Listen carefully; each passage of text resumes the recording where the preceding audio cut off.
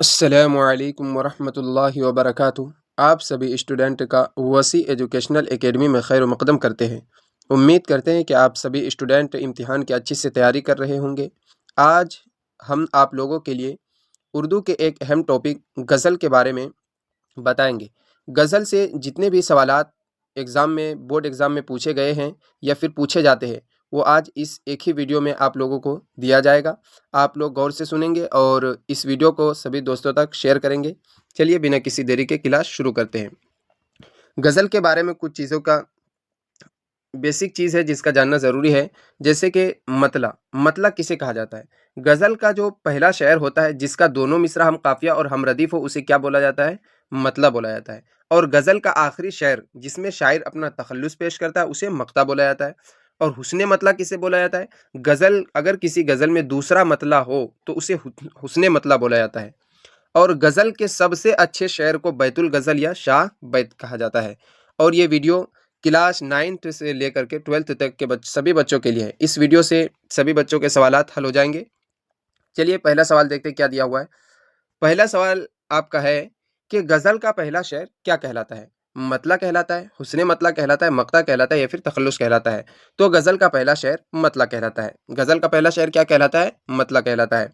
अगला सवाल आपका दिया हुआ है कि गज़ल का सबसे अच्छा शेर क्या कहलाता है? तो गज़ल का सबसे अच्छा शेर बैतुल गज़ल, शाह बैत दोनों कहलाता है, यानी ऑप्शन नंबर सी इसका करेक्ट आंसर हो जाएगा। शाह बैत भी बोला जाता है और बैतुल गज़ल भी बोला जाता है। अगला सवाल आपका दिया हुआ है कि गज़ल का वो शेर जिसके दोनों मिसरे हम काफ़िया और हम रदीफ हो, क्या कहलाता है? तो वो क्या कहलाता है? मतला कहलाता है, यानी ऑप्शन नंबर बी इसका करेक्ट आंसर हो जाएगा। गज़ल का वो शेर जिसका दोनों मिसरा हम काफ़िया और हम रदीफ हो, क्या कहलाता है? मतला कहलाता है, यानी ऑप्शन नंबर बी इसका करेक्ट आंसर हो जाएगा। अगला सवाल आपका दिया हुआ है कि गज़ल का आखिरी शेर क्या कहलाता है? मक्ता कहलाता है। क्या कहलाता है? गज़ल का आखिरी शेर मक्ता कहलाता है, यानी ऑप्शन नंबर ए इसका करेक्ट आंसर हो जाएगा। अगला सवाल आपका दिया हुआ है, क्या दिया हुआ है कि गज़ल के जिस शेर में शायर अपना तखल्लुस पेश करता है, वो शेर क्या कहलाता है? वो शेर क्या कहलाता है? तो वो शेर मक्ता कहलाता है, यानी ऑप्शन नंबर सी इसका करेक्ट आंसर हो जाएगा। बैतुल गज़ल किसे बोला जाता है? तो गज़ल के सबसे अच्छे शेर को बैतुल गज़ल बोला जाता है। और मतला किसे बोला जाता है? गज़ल के पहले शेर को मतला बोला जाता है। अगला सवाल आपका दिया हुआ है, अगला सवाल आपका दिया हुआ है कि आम तौर पर गज़ल में कितने अशार होते हैं?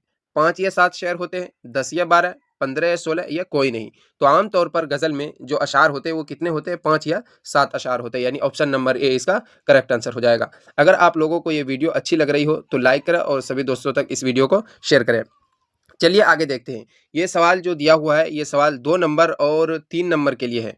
पहला सवाल देखते हैं क्या दिया हुआ है कि मतला की तारीफ़ बताएँ। तारीफ़ मतलब यानी मतला की डेफिनेशन बताएँ। मतला किसे बोलते हैं? जवाब दिया है, गज़ल का पहला शेर जिसके दोनों मिसरे हम काफ़िया और हम रदीफ़ हो, क्या कहलाता है? वो मतला कहलाता है। जैसे मिसाल, लाई हयात आए क़ज़ा ले चली चले, अपनी खुशी ना आए ना अपनी खुशी चले। आप इतना लिख देंगे तो आपको कन्फर्म है कि 3 नंबर आपको मिल जाएगा।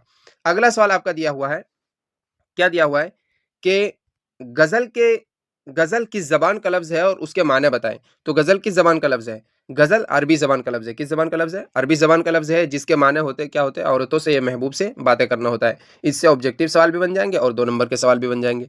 अगला सवाल देखते हैं क्या दिया हुआ है? अगला सवाल आपका दिया हुआ है कि मक्ता की तारीफ़ बताएँ। गज़ल का आखिरी शेर जिसमें शायर अपना तखल्लुस पेश करता है, क्या कहलाता है? वो मक्ता कहलाता है। मिसाल के तौर पर जैसे यहाँ पर एक मिसाल दिया हुआ है, मुझे तो देख के जोशो खरोश सौदा का, इसी ही फ़िक्र में लैलो नहार गुज़रे हैं। तो ये क्या है? मक्ता की मिसाल है। अगला सवाल देखते हैं क्या दिया हुआ है? अगला सवाल आपका दिया हुआ है कि बैतुल गज़ल या शाह बैत किसे कहते हैं?